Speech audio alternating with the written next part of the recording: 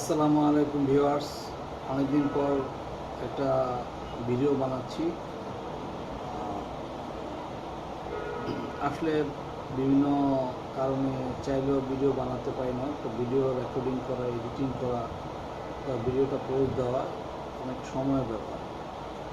এই জন্য আসলে সময়ের কারণে এগুলি করা খুবই দুর্বহ ব্যাপার হয়ে দাঁড়াচ্ছে। তারপর যাই হোক, সবাইকে সালাম জানায় শুরু করছি। আসসালামু আলাইকুম। এটা একটা মেয়ের কেস, 9 ফেব্রুয়ারি 2022 সালের কেস। এটা পেশেন্ট প্রথমে আসছিল ওয়ার্ডস নিয়ে, পরে সাথে তার ডিপ্রেশন অ্যান্ড ফ্রাস্ট্রেশন, সাথে পিরিয়ড লেটে হয়। এ হলো কেস। তো কেসটা নিয়ে আমরা শুরু করি কাজ করা। পেশেন্ট আইসা কী করছে সেটা আমি রাইট ডাউন করছি, যা যা বলছে সেগুলো আমি পড়ে শোনাচ্ছি। সেখান থেকে আমরা বাকিটা দেখব কি। কেস পেশেন্ট এসে বললো আচিল, অনেক দিন থেকে। ডাক্তার স্বাভাবিকভাবে জিজ্ঞাসা করা হয়েছে কত বছর। তো 3 বছর। 3 বছর আগে 3 বছর থেকে এটা কোনো চিকিৎসাটা হয়েছে? বলছে না, 3 বছর থেকে কোনো চিকিৎসা নেয় না। তার আগে একবার ছিল, তখন এক হোমিওপ্যাথি ডাক্তারের কাছে যায় এবং এক হোমিওপ্যাথি ডাক্তার তাকে অ্যাসিড লাগাইতে দেয়। পেশেন্ট নিজেই বলতেছে অ্যাসিড দেওয়ার পর তার ওই জায়গাটা অনেক জ্বলে পড়ে যায়। তো এই হলো আমাদের হোমিওপ্যাথি ডাক্তারদের অবস্থা। এবং আমরা যারা প্র্যাকটিস করে জীবন চালাই, একটি মাত্র কর্ম, তারা এই বিষয়গুলি থেকে আরও সচেতন হয়ে ভালো প্র্যাকটিস করার জন্য চেষ্টা করবো সমাজে, তাহলে আমাদের গ্রহণযোগ্যতা পাবো। এভাবে সমাজে আমাদের গ্রহণযোগ্যতা নাই, কী কারণে নাই সেটা আমরা এবার নিজেদেরকে নিজেরা বুঝতে চেষ্টা করি। তারপর আবার কেসে চলে আসি। 3 বছর থেকে কিছুদিন থেকে বেড়ে যাচ্ছে, মনে করছিলাম চলে যাবে। ছোট ছোট, আগে ছোট ছোট ছিল, বোঝা যেত না, এখন বোঝা যায় বেড়ে গেছে। তখন স্বাভাবিকভাবে আমরা জিজ্ঞেস করি এটা কেন ট্রিটমেন্ট নেওয়ার প্রয়োজন হলো। বলতেছে বেড়ে গেছে, এখন অনেক বেড়ে গেছে, এই জন্য ট্রিটমেন্ট নেওয়ার প্রয়োজন।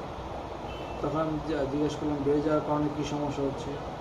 বলতেছে দেখতে খারাপ দেখা যায়।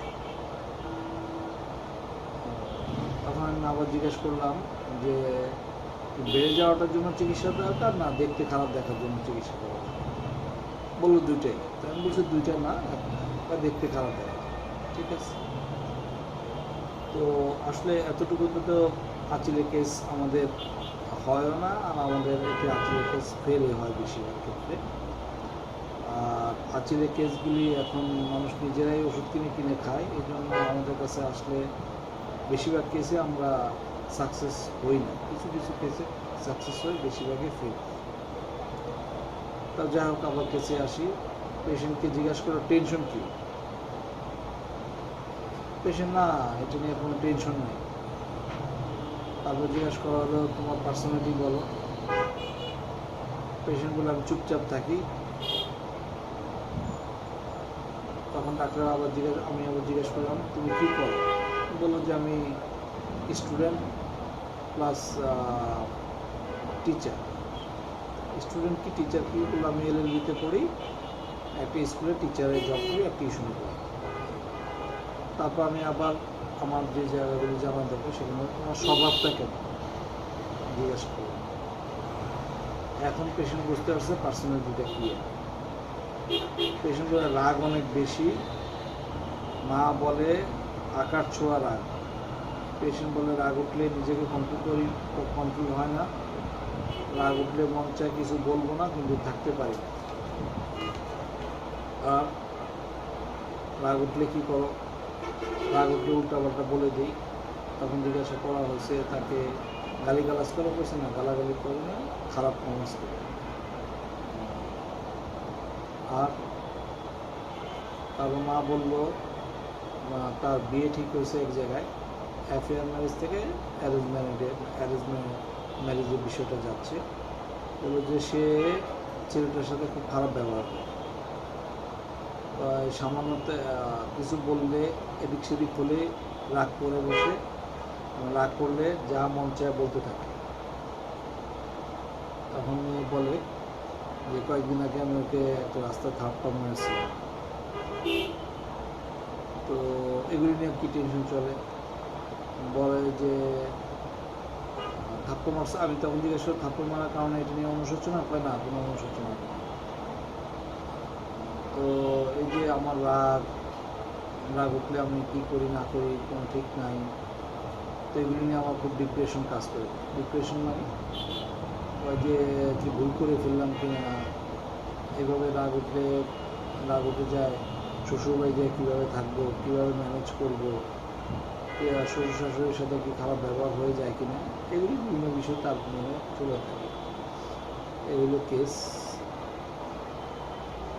শেষ। তো এই কেসটাতে আমরা যারা মাইন্ড সিস্টেমে কাজ করি তাদের কিছু কমন কিছু মেডিসিন আসে, সেই জিনিসটা আমার মধ্যেও আসছে, কিন্তু আমার কাছে মনে হয় যে না, এটা এইভাবে মেডিসিন দিলে কেসটা হয়তো কাজ করবে না। এই জন্য অন্য বিষয়গুলি তাকে জানার চেষ্টা করলাম, কি ওই তার স্বভাবটা আর কি। তো জানার পরে ওষুধ দেওয়া হলো। ওষুধ দেওয়ার 2 ঘন্টা পরেই আঁচিলগুলি ভাঙা শুরু হয়েছে।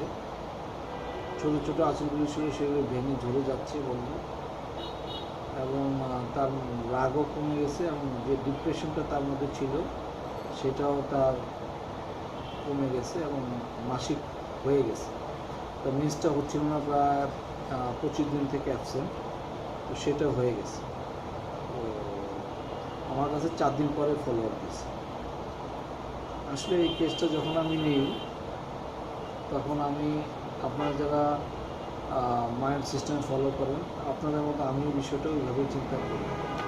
কিন্তু পরে আমার কাছে মনে হলো না, কেসটা তো এরকম না, অন্য কিছু হতে পারে। পরে অন্য কিছুভাবে কেসটা আসলে পেশেন্টের ভাষণ থেকে আমি মেডিসিন সিলেকশন করি। মেডিসিনটা হলো ক্যামোমিলা দেওয়ার পরে 30 করা হয়, 3টা ডোজ।